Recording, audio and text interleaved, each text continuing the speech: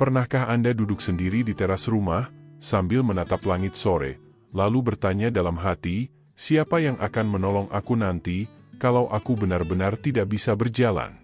Pertanyaan itu sederhana, tapi dalam.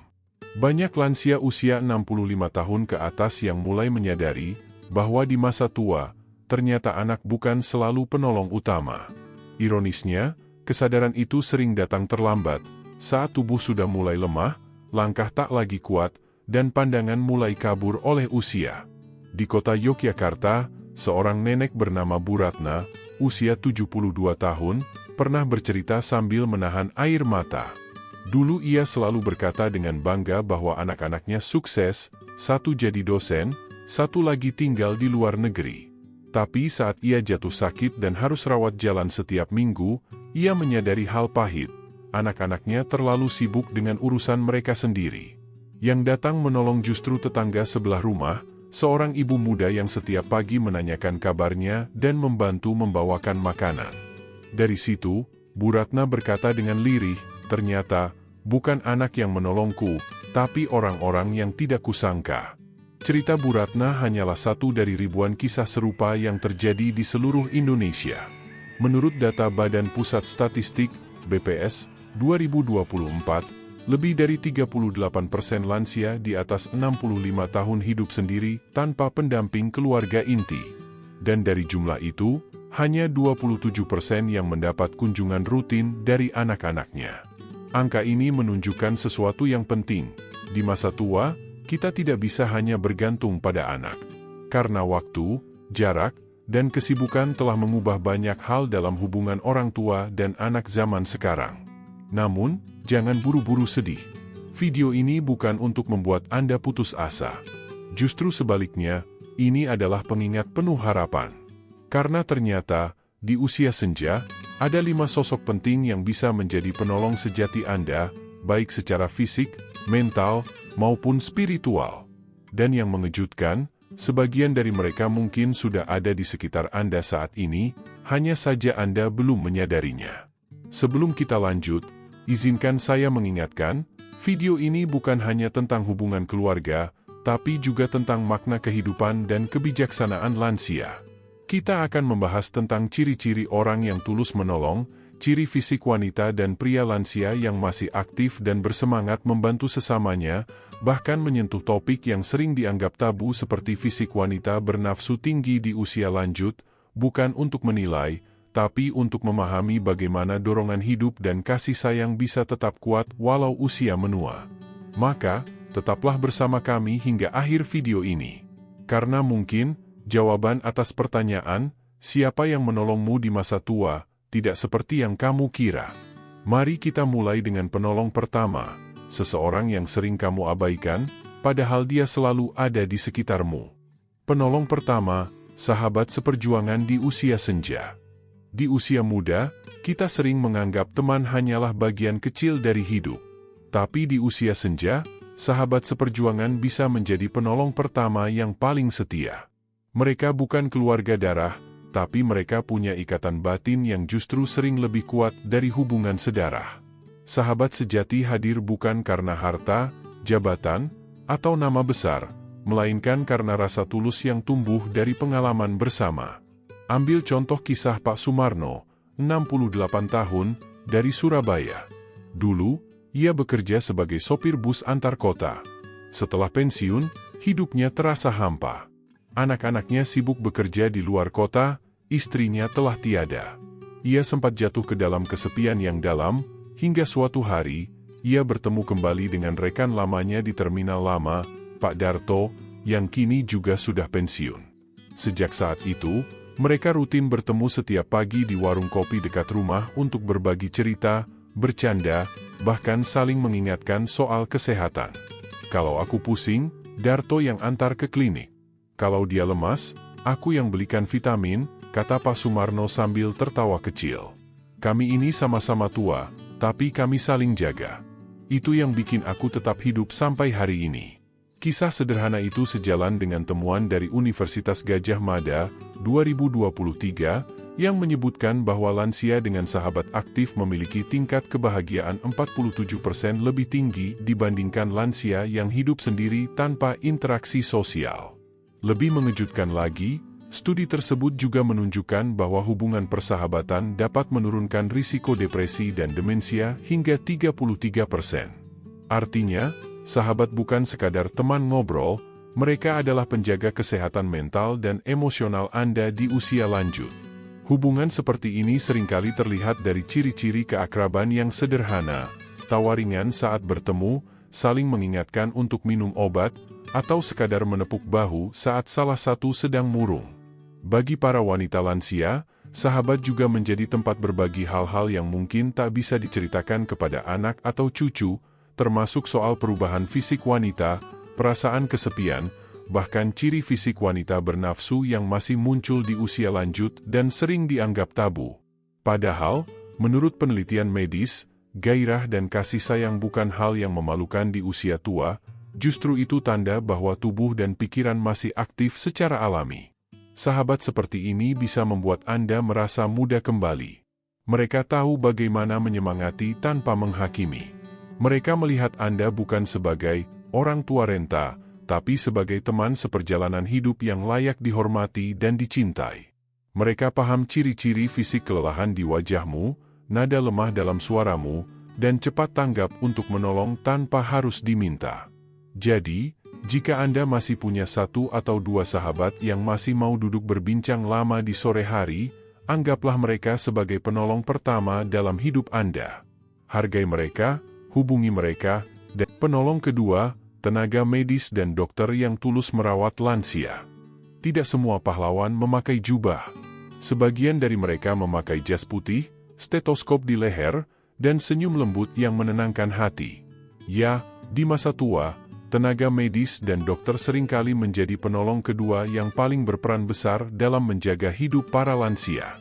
Mereka bukan hanya menyembuhkan tubuh, tapi juga menenangkan pikiran, dan kadang, menjadi satu-satunya orang yang mau mendengar keluh kesah Anda dengan sabar. Di Bandung, ada kisah inspiratif dari Bu Siti, 70 tahun, yang sudah 7 tahun hidup dengan diabetes dan tekanan darah tinggi. Anak-anaknya jarang pulang, tapi ada seorang dokter puskesmas bernama Dr. Andika, yang selalu datang setiap bulan untuk memeriksanya di rumah. Dokter itu seperti anak sendiri, kata Bu Siti sambil tersenyum. Dia nggak cuma periksa darah, tapi juga tanya aku sudah makan apa, tidur cukup nggak, bahkan bantu belikan vitamin kalau aku kehabisan uang. Hubungan seperti itu bukan hanya profesional, itu kemanusiaan. Penelitian dari World Health Organization, WHO, 2023, menyebutkan bahwa interaksi positif antara lansia dan tenaga medis dapat meningkatkan usia harapan hidup hingga 12%. Sebaliknya, lansia yang jarang mendapat pendampingan medis rutin memiliki risiko kematian dini 1,8 kali lebih tinggi. Artinya, perhatian seorang dokter bukan sekadar soal resep dan pengobatan, tapi juga soal dukungan emosional dan kepercayaan. Bagi sebagian orang, tenaga medis bahkan lebih memahami ciri-ciri fisik dari setiap perubahan tubuh lansia daripada anak kandungnya sendiri. Mereka tahu kapan kulit mulai kering karena dehidrasi, kapan ciri fisik wanita menunjukkan gejala gangguan hormon, bahkan bisa mengenali ciri-ciri fisik wanita bernafsu tinggi di usia lanjut, yang secara ilmiah sering dikaitkan dengan peningkatan hormon estrogen akibat ketidakseimbangan sistem metabolisme. Namun dokter yang bijak tak akan menilai, mereka akan membantu mengarahkan agar semua perubahan itu tetap sehat dan terkendali. Di titik inilah Anda mungkin mulai menyadari sesuatu, bahwa kasih sayang tak selalu datang dari hubungan darah, tapi dari orang-orang yang tulus ingin melihat Anda tetap hidup dengan bermartabat. Dokter dan tenaga medis sejati bukan sekadar profesi, mereka adalah pelindung diam dari banyak nyawa yang sudah melewati masa muda. Dan sekarang, izinkan saya bertanya, apakah Anda masih menyimak video ini sampai di sini? Kalau iya, tulis di kolom komentar, nomor 2, supaya saya tahu Anda termasuk orang yang masih semangat belajar tentang kebijaksanaan hidup di usia senja. Jangan lupa juga untuk like dan subscribe channel ini, Kebijaksanaan Lansia, tempat di mana setiap kisah dan nasihat hidup bisa memberi Anda kekuatan baru untuk menjalani hari-hari dengan lebih tenang. Karena setelah ini, kita akan membahas penolong ketiga, seseorang yang sering Anda pandang sebelah mata, padahal justru dia yang diam-diam menjaga kebahagiaan Anda setiap hari. Penolong ketiga, tetangga baik yang jadi keluarga kedua. Kita seringkali tidak menyadari bahwa penolong sejati justru tinggal hanya beberapa langkah dari rumah kita sendiri. Ya, mereka adalah tetangga, orang-orang yang mungkin tidak memiliki hubungan darah, tapi kehadirannya bisa lebih cepat dari anak yang tinggal di kota lain. Di masa tua, tetangga yang baik bisa menjadi keluarga kedua, yang menjaga, membantu, bahkan menenangkan hati saat kita merasa sendirian. Di Semarang, ada kisah nyata dari Pak Harun, usia 75 tahun, seorang duda yang tinggal sendiri di rumah lamanya setelah anak-anaknya pindah ke Jakarta. Suatu sore, ia jatuh di dapur karena terpeleset air. Tak ada yang tahu, kecuali tetangganya, Bu Lilis, 58 tahun, yang curiga karena pintu rumah Pak Harun tak pernah dibuka pagi itu. Ia memanggil warga lain, dan akhirnya membantu membawa Pak Harun ke rumah sakit terdekat. Sejak kejadian itu, Bu Lilis rutin datang setiap pagi membawa sarapan dan memastikan kondisi Pak Harun baik-baik saja. Aku ini bukan keluarganya, tapi aku anggap beliau seperti ayah sendiri, kata Bu Lilis sambil tersenyum. Hubungan seperti ini bukan hal yang jarang. Dalam penelitian Universitas Indonesia, 2022, ditemukan bahwa 61% lansia yang memiliki hubungan sosial baik dengan tetangga mengalami peningkatan kebahagiaan dan penurunan tingkat stres hingga 40%. Bahkan, lansia yang aktif berinteraksi dengan lingkungan sekitar terbukti lebih jarang sakit dan memiliki daya tahan tubuh lebih baik. Jadi, jangan remehkan sapaan kecil, "Sudah makan, Pak?" dari tetangga, karena di balik kata sederhana itu, sering tersembunyi perhatian tulus yang menjaga hidup Anda tetap hangat. Menariknya, hubungan sosial dengan tetangga juga membantu mengenali banyak hal yang mungkin Anda abaikan, termasuk ciri-ciri kelelahan atau perubahan ciri fisik wanita di usia senja yang kadang tak disadari keluarga sendiri. Ada tetangga yang peka terhadap kondisi kesehatan Anda, tahu kalau Anda terlihat lebih pucat atau gemetar, bahkan bisa menyarankan untuk periksa ke dokter. Di sisi lain, hubungan baik antar wanita lansia juga bisa membuka pembicaraan yang lebih pribadi, seperti fisik wanita bernafsu atau wanita bernafsu tinggi di usia lanjut, yang secara ilmiah ternyata bukan hal aneh. Menurut jurnal medis The Gerontologist, 2023, aktivitas sosial dan keintiman emosional bisa meningkatkan hormon oksitosin dan endorfin, yang berperan menjaga kestabilan mood serta kesehatan jantung pada lansia. Tetangga yang baik bukan hanya sekadar orang yang tinggal di sebelah rumah. Mereka adalah penjaga kehidupan sehari-hari Anda. Mereka tahu kapan Anda tidak terlihat seharian, kapan suara Anda mulai lemah, atau kapan tubuh Anda butuh bantuan. Mereka tidak menunggu diminta, mereka langsung bertindak. Di dunia yang serba sibuk seperti sekarang, sosok seperti ini adalah anugerah besar. Jadi, bila Anda masih punya tetangga yang peduli, jaga hubungan itu baik-baik. Sapa mereka setiap pagi, kirim makanan kecil sesekali, atau sekadar berterima kasih. Karena bisa jadi, di saat anak jauh, tetangga itulah yang akan datang pertama kali ketika Anda membutuhkan pertolongan.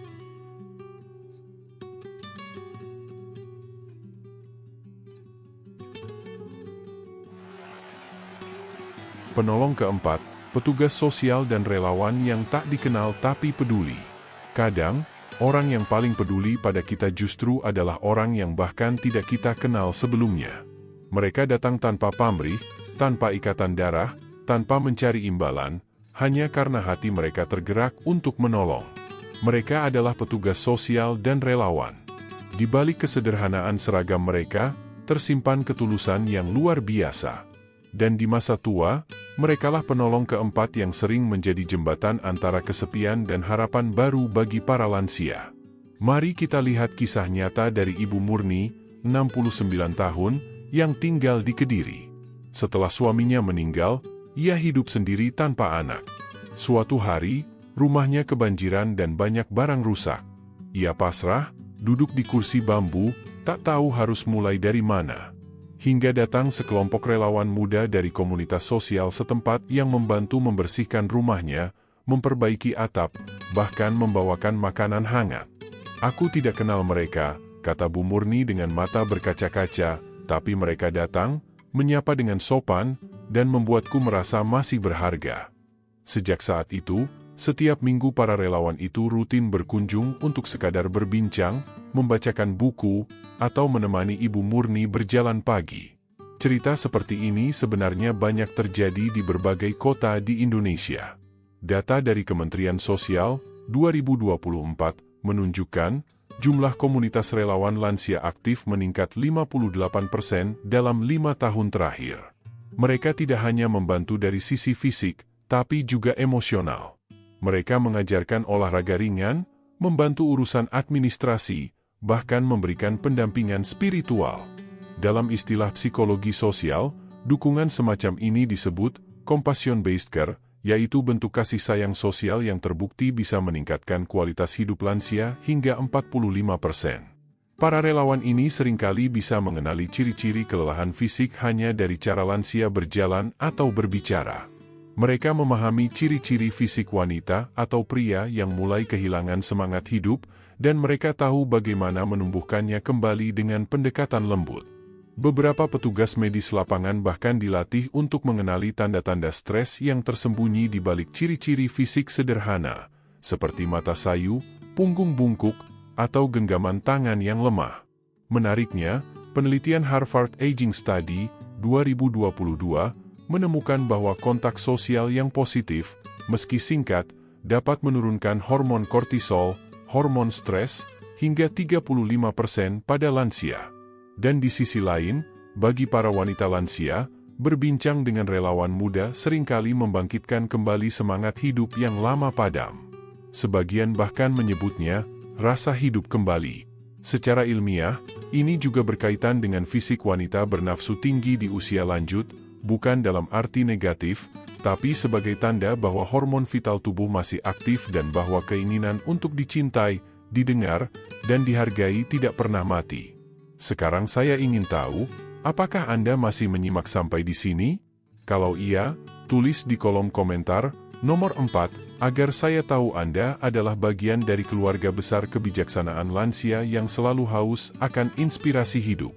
Jangan lupa juga penolong kelima, diri sendiri, sumber kekuatan yang tak tergantikan. Seringkali, di usia lanjut, kita sibuk mencari penolong di luar diri, anak, tetangga, atau bahkan lembaga sosial, tanpa menyadari bahwa penolong paling setia sebenarnya ada di dalam diri kita sendiri. Ya, diri sendiri. Meski tubuh mulai lemah dan langkah tak lagi sekuat dulu, ada kekuatan besar yang tetap hidup di dalam hati, tekad untuk bertahan, keberanian untuk menerima, dan kebijaksanaan untuk memaafkan masa lalu. Semua itu adalah bentuk pertolongan yang tak ternilai, yang tak bisa diberikan siapapun selain diri Anda sendiri. Banyak lansia yang akhirnya menemukan makna ini setelah melewati masa-masa sepi dan kehilangan. Seperti kisah Ibu Rukiah dari Banyumas, yang kehilangan suami dan 2 anaknya dalam jarak waktu kurang dari 5 tahun. Di awal, beliau nyaris menyerah. Ia tidak makan teratur, menolak berbicara dengan tetangga, dan sering berkata bahwa hidupnya sudah selesai. Tapi suatu pagi, saat melihat pantulan wajahnya di cermin, ia berkata pelan, "Aku masih hidup. Berarti Allah masih ingin aku melakukan sesuatu." Kalimat sederhana itu menjadi titik balik. Sejak hari itu, beliau mulai merawat tanaman kecil di halaman, belajar mengaji bersama tetangga, dan akhirnya menjadi pengajar bagi anak-anak di surau dekat rumah. "Ternyata, saya sendiri penolong saya," ucapnya dengan senyum damai. Secara psikologis, kemampuan seorang lansia untuk menjadi penolong bagi dirinya sendiri disebut self-compassion, kasih sayang terhadap diri. Penelitian dari Harvard Health tahun 2022 menemukan bahwa lansia dengan tingkat self-compassion tinggi memiliki risiko depresi 40% lebih rendah dibanding mereka yang selalu merasa tidak berdaya. Hal ini karena mereka mampu menerima keterbatasan diri tanpa menyalahkan, serta melihat hidup dengan rasa syukur, bukan penyesalan. Dengan kata lain, Ketika seseorang mencintai dirinya sendiri dengan cara yang benar, ia sedang menumbuhkan ketenangan yang menjadi obat bagi tubuh dan jiwa. Menjadi penolong bagi diri sendiri bukan berarti menolak bantuan orang lain. Justru sebaliknya, itu berarti Anda mampu menata hati agar siap menerima bantuan tanpa rasa malu atau rendah diri. Anda tahu kapan harus beristirahat, kapan perlu meminta tolong, dan kapan harus berjuang sendiri. Kekuatan sejati bukan terletak pada otot yang masih kuat, tapi pada hati yang tetap tabah meski hidup tak lagi sempurna. Di usia senja, kekuatan seperti inilah yang menjadikan seseorang tetap berdiri tegak, bahkan ketika semua orang yang dulu menyertainya telah pergi satu persatu. Jadi, sebelum mencari penolong di luar, cobalah menengok ke dalam. Tanyakan pada diri Anda, apakah saya sudah menolong diri saya sendiri hari ini? Apakah saya sudah cukup beristirahat, makan dengan benar, memaafkan masa lalu, dan mensyukuri hari ini? Karena pada akhirnya, tidak ada kesimpulan akhir. Dari semua kisah yang telah kita bahas, tentang anak yang peduli, teman lama yang hadir kembali, tetangga yang menjadi keluarga kedua, hingga relawan yang menolong tanpa pamrih, kita belajar satu hal penting. Di usia lanjut, pertolongan bisa datang dari arah yang tidak terduga. Namun, di atas segalanya, penolong terbesar adalah diri kita sendiri. Hidup di usia senja bukan akhir dari segalanya, melainkan fase baru untuk menemukan makna hidup yang lebih dalam, menerima, memaafkan, dan mensyukuri setiap napas yang masih diberikan Tuhan. Setiap penolong yang hadir, entah itu orang, pengalaman, atau bahkan kejadian kecil, sesungguhnya adalah bentuk kasih Tuhan yang dikirim agar kita tidak merasa sendirian. Kadang, pertolongan itu datang dalam wujud yang lembut, sebuah sapaan dari tetangga, atau senyum anak kecil yang lewat di depan rumah. Kadang, datang dalam bentuk ujian yang memaksa kita untuk bangkit. Semua itu adalah cara hidup mengingatkan bahwa kita masih punya tujuan, masih ada yang bisa kita lakukan, dan masih ada cinta yang bisa kita bagi. Namun, semua bentuk bantuan itu tidak akan berarti jika kita sendiri menutup hati. Karena kunci dari kebahagiaan di usia senja bukanlah siapa yang menolong kita, tetapi bagaimana kita mau membuka diri untuk menerima cinta dan kebaikan, baik dari orang lain maupun dari dalam diri. Ibu Rukiah dari Banyumas, Pak Suyono dari Surabaya, atau bahkan Anda yang menonton video ini, semuanya memiliki kesempatan yang sama untuk menemukan penolong dalam hidup. Tidak peduli seberapa tua usia kita, selama masih ada keinginan untuk berubah, harapan itu akan selalu hidup. Ingatlah, menjadi lansia bukan berarti menjadi lemah. Justru di usia inilah kebijaksanaan kita diuji dan dimurnikan. Anda telah melewati banyak badai, kehilangan, dan perjuangan hidup. Maka izinkan diri Anda menikmati ketenangan, bukan dalam kesepian, tapi dalam kedamaian. Jadilah penolong bagi diri sendiri, dan Anda akan menemukan bahwa dunia pun perlahan ikut menolong Anda kembali. Dan sebelum video ini berakhir, saya ingin mengajak Anda untuk melakukan satu hal sederhana. Tulis di kolom komentar, siapa penolong terbesar dalam hidup Anda sejauh ini? Bisa anak Anda, sahabat lama, atau bahkan diri Anda sendiri. Ceritakan kisah Anda, karena bisa jadi pengalaman Anda akan menginspirasi lansia lain yang sedang berjuang sendirian. Jika Anda merasa video ini menyentuh hati, jangan lupa tekan tombol like, agar lebih banyak orang tua di luar sana yang mendapat kekuatan baru dari kisah ini. Bagikan video ini kepada teman atau keluarga yang sedang membutuhkan semangat.